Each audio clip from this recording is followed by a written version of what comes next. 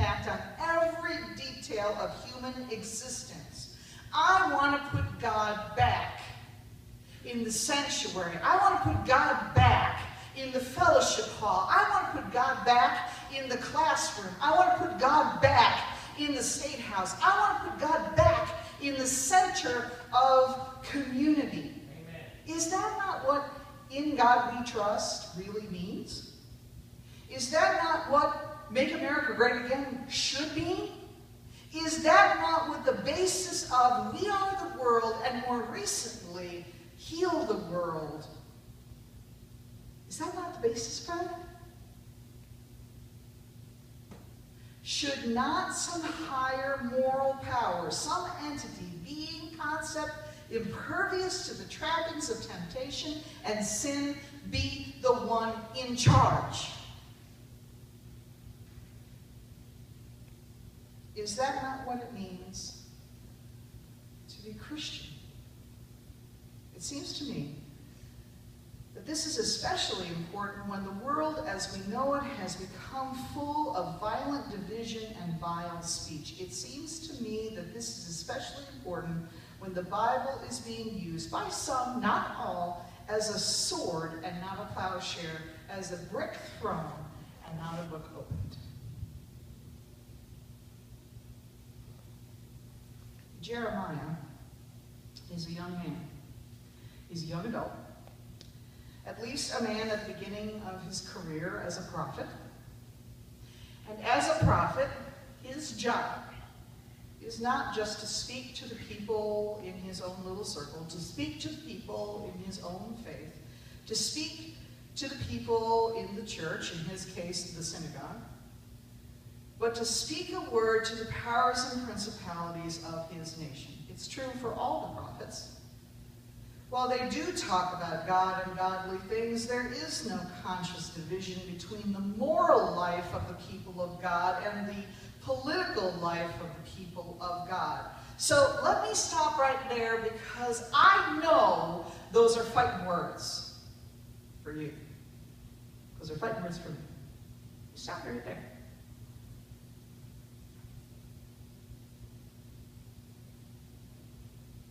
I want to make sure that you understand what I'm saying and what I'm not. And let me be blunt, just for a second. America's separation of church and state is not a protection for the church. It's a protection for the state. Specifically, a protection that the church or any other faith group does not take over the state. That's its historical roots in this country. Unless the Board of Education eliminates testing, there will always be prayer in schools. When you step into the voting booth, you cannot simply check your faith, your morals, your ethics, your values at the door. In fact, they are required for all discernment and decision-making. However, the freedom of religion was never meant to condone the waging of holy war for control over this country.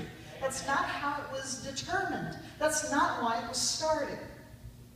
Jeremiah and his culture assume that there is no division between the moral life and the political life. And the prophets frequently speak not to individual synagogue goers or citizens, but to entire nations and national leadership, sometimes by name.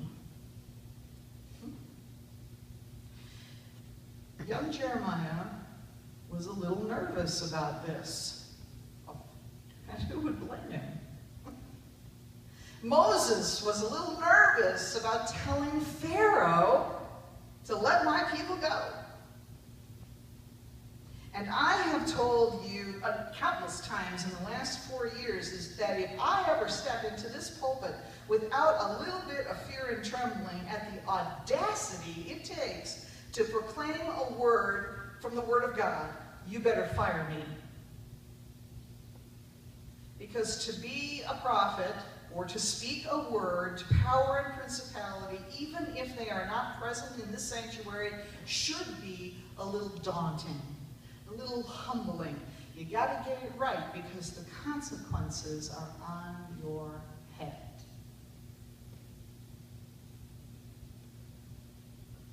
After all, in the call to worship, did we not summon the Creator here? So, this young, inexperienced prophet, in the 17th chapter of the Oracle, says to his own country, "Your sin is written with an iron pen, with a diamond point it is engraved on the tablet of your hearts, and on the horns of your altar." Okay, translation: sin indelibly carved into their attitudes and into their faith. While the children, it continues, remember the altars, the sacred poles, beside every tree, on the high hills, on the mountains, in the open country. Yeah, it's everywhere, and the children witness it and are influenced by it. The sin is permeating the fabric of life, and it is seeping into the generations, becoming normal. And what's the nature of the sin? They don't trust God anymore. They worship themselves and other mortal and material things. And in that lack of trust and misplaced worship, they have resorted to injustice, unjust ways. And these ways are meddlesome. They have to do with the way money is made and distributed, or not, as the case may be. They have to do with how people treat other human beings, especially the poor. This is a problem because it is not just a private psychosis manifest in a few rich folks, but has indelibly permeated the hearts of the people of God. Injustice has become normal. Injustice has permeated life. The children are being raised in an atmosphere of injustice. Decisions of every kind are being made based on injustice. People are assuming injustice is so okay that they have brought it into the sanctuary of God and carved it on the altar. They've brought it into the most sacred places. Are you hearing me? Even the most holy places, even the most holy ground, is being made profane by injustice because the people of God will not place God in the center. Because God is no longer in control. Because God no longer has power, no longer has authority in the real, rubber hits the road, Monday through Saturday, moral, ethical, political life of the nation of Judah. God and God's standards of peace, love, justice, and compassion have been replaced by other things to worship. Other things that have other standards. And the prophet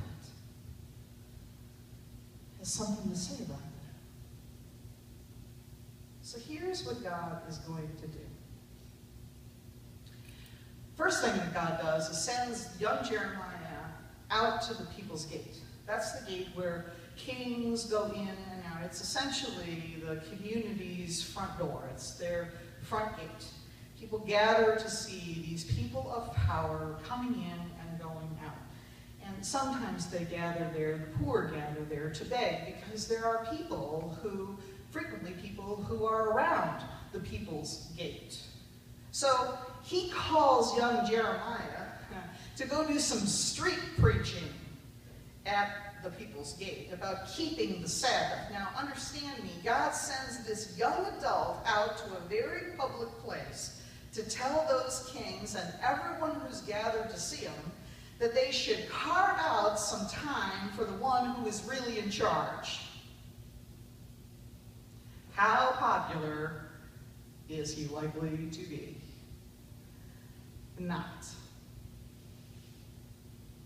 Then God sends the young Jeremiah to the potter's house to watch the potter at the wheel, reforming a lump of clay into an unspoiled vessel. And the potter keeps forming and reforming, until the product, the vessel in front of the potter, is something better, restored, good, blessed, holy. Then God asked Jeremiah, can't I do the same thing with a nation? Can't I pluck it up, break it down, rethrow it on the wheel so that it's right in my sight? Do I not have the power, God asked? Do I not have the authority, God asked, to create it and then recreate it if it is not right in my sight?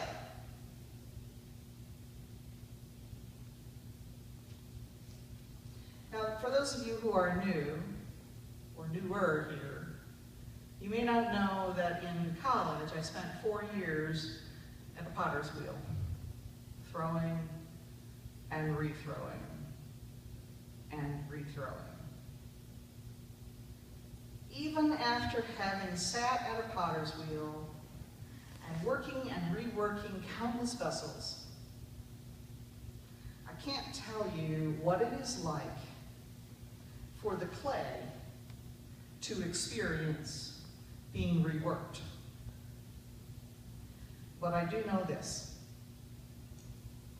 After a while, when you are trying to rework and rework clay, the water absorbs out, and the clay becomes brittle, and it eventually breaks down into sand in your hands. So as I see God reworking the world, reworking the nations today, I understand the strife and the struggle of that. I understand. Injustice revealed and then challenged is painful. Changing the moral fabric to be more in line with the actual gospel of Jesus Christ instead of the gospel of, say, prosperity is hard work. It's hard work for the potter. It is hard work for the clay.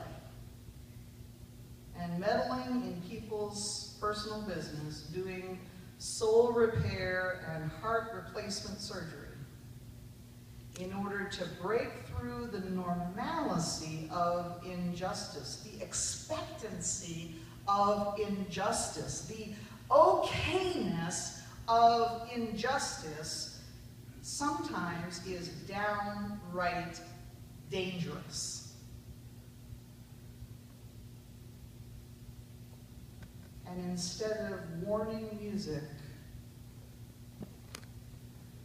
there is a stone-cold silence.